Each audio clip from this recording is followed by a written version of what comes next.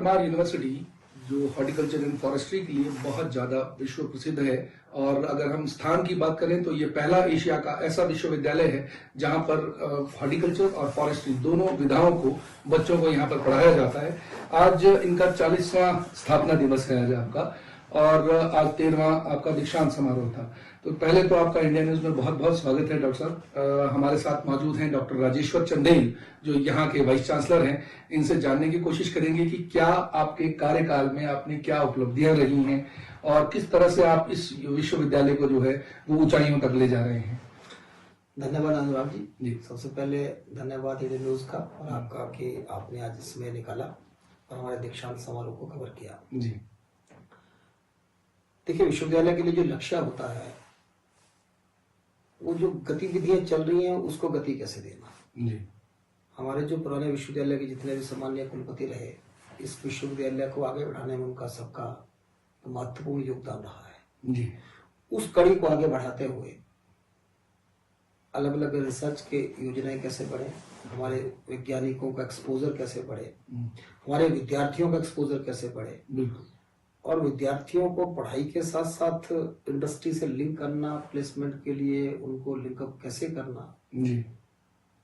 इस काम को हमने आगे बढ़ाया। और विश्वविद्यालय का इंटरनेशनल एक्सपोजर कैसे हो, जी। हम अंतर्राष्ट्रीय प्रोजेक्ट्स के हिस्सा कैसे बने, जी। हम देश के बड़े संस्थाओं का भागीदार कैसे बने, जी। इन विषयों पे हमने जो काम करना शुरू किया है, मुझे लगता है कि वो हमारी कुछ उपलब्धियों में गिना जा सकता है। अच्छा डॉक्टर साहब, आपकी जब हम शैक्षणिक योग्यता की बात करते हैं, आपने देखा होगा हिमाचल में और जगह में अगर हम बात करें, कहीं ना कहीं शिक्षा का स्तर गिरा है, परंतु वहीं अगर हम नौणी विश्वविद्यालय की बात करते हैं, इनका स्तर उठ रहा है। अब आप शायद ऑल इंडिया रैंक 18 में अब कर रहे हैं, पिछले साल आप 52-53 में थे। तो कहीं ना कहीं ये फर्क जो है वो कैसे डेवलप किया आपने, किस तरह से आपने योजनाएं बनाई, किस तरह से स्टूडेंट्स को आपने मोटिवेट किया, क्या कारण है और कैसे आपका ये पूरा ओवरऑल सफर रहा है? देखिए, पिछले वर्ष लगभग 85 वैज्ञानिक विदेशों में जाके आए जी। हमारे 147 अंडर ग्रेजुएट के विद्यार्थी विदेशों में जाकर आए जी। जैसे जैसे एक्सपोजर बढ़ता है तो अपने काम के प्रति समर्पण भी बढ़ता है। बिल्कुल।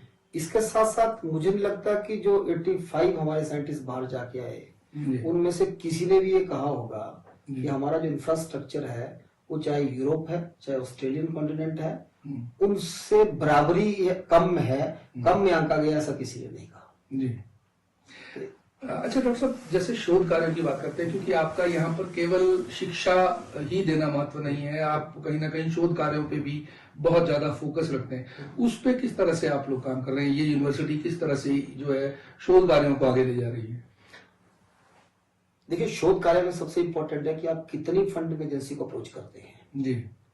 आजकल के जो करंट विषय हैं, जो प्रायोरिटी विषय हैं, चाहे नीति आयोग के हैं चाहे भारत सरकार के हैं, उनकी प्राथमिकता पे आधार पर आप शोध कैसे लिखते हैं और अलग अलग फंडिंग एजेंसी को अप्रोच करते हैं। जी। मैं बड़े गौरव के साथ कह सकता हूँ कि आज लगभग 10 करोड़ से ऊपर की हमारा आज शोध की परियोजनाएं विश्वविद्यालय को स्वीकृत हुई हैं, और उसमें से सबसे इम्पोर्टेंट जो है वो यूरोपियन कमीशन का एक प्रोजेक्ट जो फ्रांस जिसको लीड कर रहा है जी, हम उस 11 देशों के जो पार्टनर कंट्रीज हैं उसका एक हिस्सा बने हैं। ओके। अच्छा, आप लोगों का जैसे जब आप स्टूडेंट बाहर निकलता है पढ़ने के बाद, जैसे आज दीक्षांत समारोह हुआ, अपने बच्चे जो हैं वो बीएससी निकले हैं, एमएससी करके निकले, पीएचडी, इनको आप कोई इंटर्नशिप प्रोग्राम में कहीं डालते हैं या किस तरह से प्लेसमेंट्स रहती हैं इन बच्चों की?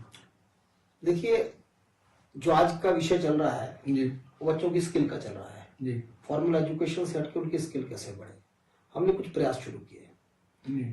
एक ऑब्जर्व किया कि पूरी दुनिया में इस यूनिवर्सिटी का जो एलुमनाई है वो बड़ी बड़ी पोजीशन पे बैठा है जी। तो पिछले वर्ष से एक अभियान शुरू किया हमने, ऑनलाइन 30, 40, 45 ग्रुप्स ऐसे छोटी छोटी ऑनलाइन मीटिंग करना शुरू की। जो दुनिया भर के हमारे एलुमनाई बैठे हैं जी, उनके साथ मीटिंग करके और उनको इमोशनली रिकनेक्ट अपने इंस्टीट्यूशन से करना जी। ये प्रयास करते करते फिर हमने लास्ट ईयर एक एलुमनाई मीट किया जी, और हमने सबके पास सामने एक विषय रखा कि यूनिवर्सिटी, अब आपका इसका दायित्व आपका है, इसकी जिम्मेवारी आपकी है, now you are the custodian of this institution. तो हमने एक बात उनको रखी कि आप यहाँ आए, 1 वर्ष 2 वर्ष 3 वर्ष में एक बार जब एलुमनाई मीट करें, बट वो एलुमनाई मीट एक सेरेमोनियल विजिट ना बने जी कि हम आए, बातचीत की, लंच किया, डिनर किया, कुछ भाषण हुए, रात को सांस्कृतिक कार्यक्रम किया, गए वापस। जी हमारा पर्पस क्या है इस विश्वविद्यालय को उठाने का? तो हमने एक स्टूडेंट एंडोमेंट फंड की स्थापना की और सबके पास बात रखी। हमने कहा हमारा 3 साल में एक लक्ष्य होना चाहिए कि 1 करोड़ रुपए हमारा एलुमनाई से स्टूडेंट एंडोमेंट फंड आए, क्योंकि आज अगर विद्यार्थियों को स्किल में ले जाना है तो फॉर्मल एजुकेशन के साथ उसको इंडस्ट्री के साथ लिंक करना पड़ेगा, उसको शॉर्ट कोर्सेज के लिए भेजना पड़ेगा, इंडस्ट्री को यहाँ बुलाना है तो उसके लिए फंडिंग की आवश्यकता होती है। स्टूडेंट को छोटे छोटे कोर्सेज एक्स्ट्रा उसकी फॉर्मल एजुकेशन के साथ करने हैं तब भी पैसे की जरूरत है। तो मैं बड़े गौरव के साथ कह सकता हूँ कि लोग 20 लाख अभी हमें इसके लिए प्राप्त हो गया है। एक बहुत सुंदर हमारा यहाँ एलुमनाई सेंटर बन गया है और अभी एक और पहल की है कि जिन्होंने 1-1 लाख रुपए दिया उन सबके फोटो वहां लगाए गए हैं। तो ऐसे इस अभियान को आगे हम बढ़ा रहे हैं। अच्छा डॉक्टर साहब, जब हम बात करते हैं शिक्षा के क्वालिटी कंट्रोल की, शिक्षा की जो स्थितियां हैं, मतलब जिस तरह से और आप क्वालिटी को क्या इम्प्रोवाइज करने के लिए कर रहे हैं जिससे स्टूडेंट्स में जो, क्योंकि वर्ल्ड लेवल पर जब हम बात करते हैं, आप ये कह रहे हैं कि हम बाहर भी भेजते हैं एक्सपोजर के लिए, तो कहीं ना कहीं भारत का बच्चा बाहर जाकर भी उनके साथ टक्कर दे सके, उनकी गुणवत्ता को मेंटेन करने के लिए आप क्या कर रहे हैं? देखिए, थोड़े से वैसे बहुत प्रयत्न इसके लिए शुरू कर दिए हैं, पर मैं कुछ का उदाहरण आपके सामने देता हूँ। अभी 2 यूनिवर्सिटी के साथ हमने ड्यूअल डिग्री प्रोग्राम का MOU साइन किया जी। दोनों मेलबोर्न यूनिवर्सिटी के साथ भी और वेस्टर्न सिडनी यूनिवर्सिटी के साथ जी। अभी लेक हेड यूनिवर्सिटी कनाडा के साथ भी MOU साइन हुआ जी। उसमें 3 साल बच्चा यहाँ पढ़ेगा और चौथे साल जो हमारा ELP एक्सपीरियंशियल लर्निंग प्रोग्राम होता था जी, उसमें बच्चा बाहर जाएगा, 1 साल उनके पास पढ़ेगा और ड्यूअल डिग्री मिलेगी। उसमें BSc हॉर्टिकल्चर या एग्रीकल्चर तो मिलेगी ही, साथ में उनकी भी एक डिग्री मिलेगी जी। और यदि वो उसी यूनिवर्सिटी में MSc करना चाहता है तो 1 साल में उसकी MSc होगी और उसको डायरेक्ट PhD में मिलेगी। तो हमने साइन किए हैं और पहला बच्चा भी PhD में उसमें चला गया है। एक शुरुआत तो हमने ये की जी। दूसरा, उसकी स्किल कैसे बढ़े, इसके लिए यहाँ प्लेसमेंट शुरू कर दिया। लगभग हर दूसरे महीने जी इंडस्ट्री का कोई ना कोई सीनियर जो ऑफिशियल्स है जी, एग्जेक्टिव है, वो अब हमने प्लेसमेंट शुरू कर दिया। और अभी आप जैसे कमरे में आए, ये जो हमारे 8 बच्चे यहाँ 9 बिठाए थे, ये जो बाहर से आए थे अभी और पिछले 5-7 महीने की प्लेसमेंट में गए हैं, उनको आज यहाँ बुलाया था और उनको भी ये काम दिया गया कि अगली प्लेसमेंट के लिए आपको चिंता करनी है यूनिवर्सिटी का स्टूडेंट की। तो ये प्रयास भी शुरू किया है। अच्छा, अगर आपने देखा होगा प्रधानमंत्री नरेंद्र मोदी कौशल विकास के लिए बहुत ज्यादा काम कर रहे हैं, क्या आपकी यूनिवर्सिटी भी कुछ ऐसा काम कर रही है जिससे ऐसा हो कि बच्चा जैसे एक औद्योगिक या वाणिज्य से या फॉरेस्ट्री से कोई बच्चा सीख के जाए, परंतु वो एक सिर्फ शिक्षा मात्र है, कुछ ऐसी ट्रेनिंग भी बच्चों को दी जा रही है या दे सकते हैं जिससे बच्चों का कुछ अपने लेवल पर जो है वो कुछ काम करना चाहें तो कर पाए? देखिए, कुछ परिस्थितियां आपने विश्वविद्यालयों की देखी होगी, स्टाफ कम है, स्टाफ के साथ साथ लेबोरेटरीज को कैसे, अच्छी लेबोरेटरीज को कैसे चलाना, हमने पहल की। एक PPP बोर्ड पर जी एक अपनी बड़ी लैब को जो इंक्यूबेशन सेंटर है, जहाँ हमारी लगभग 1.5 करोड़ की मशीनरी जिसमें है, PPP बोर्ड पर एक यंग स्टार्टअप्स को उसको दिया जी और MOU हमारा साइन हुआ। तो उन मशीनरी को यूज करने का पैसा यूनिवर्सिटी को रेगुलर देगा, साथ में जो लेबोरेटरी स्तर पे हमारा बच्चा काम करता था उसके लेवल पे वहां काम करेगा उनके पास। अच्छा डॉक्टर साहब, आपको लगभग 2 से 2.5 साल तो हमें हो गए हैं देखते हुए और शायद वाइस चांसलर का टेन्योर 3 साल का होता है। आपके ऐसे क्या लक्ष्य हैं? आपको क्या लगता है कि मैं ये बेंचमार्क सेट करके जाऊं जो अगले 3 साल के बाद, ताकि अगले आने वाली जनरेशन या अगले आने वाले वाइस चांसलर को ऐसा एक वो मिलेगी जिससे ये बात कहे कि डॉक्टर राजेश्वर चंदेल जो है वो ये काम करके गए हैं? क्या लक्ष्य मानते हैं आप? पहला लक्ष्य तो हमने रखा था कि जब मैंने ज्वाइन किया था लगभग 29 करोड़ के आसपास हमारी इनकम थी। 40 करोड़ का लक्ष्य हमने रखा था कि हर साल हमारी इनकम आनी चाहिए। 37 करोड़ तक हम पहुंच गए हैं। दूसरा एक लक्ष्य था कि कैसे हम विदेशों के साथ प्रोजेक्ट्स में काम करें। तो अभी एक इंटरनेशनल प्रोजेक्ट्स का भागीदार बन गए हैं और 11 देशों के लोग अब यहाँ आना शुरू हो जाएंगे। अभी फ्रांस का पहला डेलीगेशन लगभग 22 दिन यहाँ रह के गया है। तीसरा जो प्रोजेक्ट्स का मेरा टारगेट था कि हर साल लगभग 10 से 15 करोड़ के प्रोजेक्ट हमारे पास रहने चाहिए।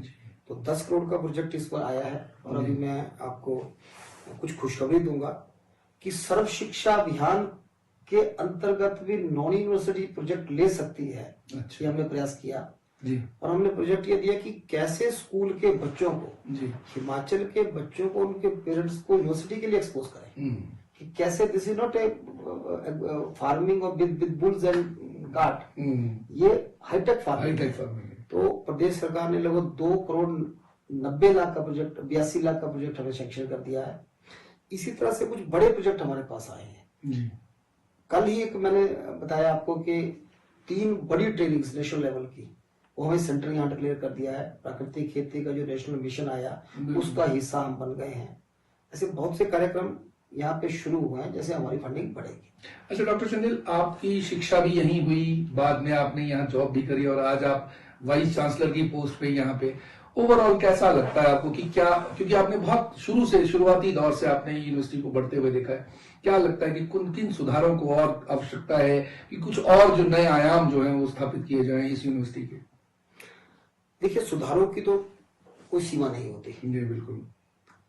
परंतु विश्वविद्यालय हमारा एक स्किल डेवलपमेंट का सेंटर बने, इसके लिए मुझे जो यहाँ लाभ मिला, क्योंकि मैं यहाँ पढ़ाई भी की है, नौकरी भी की है, मुझे सबसे बड़ा लाभ मिला कि मैं अपनी टीम के साथ काम कर रहा हूँ। मुझे ऐसा लगता है मेरी टीम है सारी।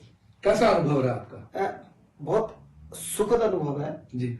और सबसे सुखद तो ये रहा कि जिसको भी मैंने अधिकार पूर्वक कहा, जिस टीम को भी जिस काम में लगाया, उन्होंने उस लक्ष्य की प्राप्ति की और उसका परिणाम आज आप दीक्षांत के रूप में देख सकते हैं। किस तरह से जैसा आर्मी में एक सिस्टम में काम होता है, उस सिस्टम में काम यहाँ हमारा साइंटिस्ट और हमारा बाकी जो supporting ministerial staff, technical staff, सहयोगी स्टाफ वो काम कर रहा है। डॉक्टर साहब, एक चलते चलते अंतिम सवाल लेना चाहूंगा।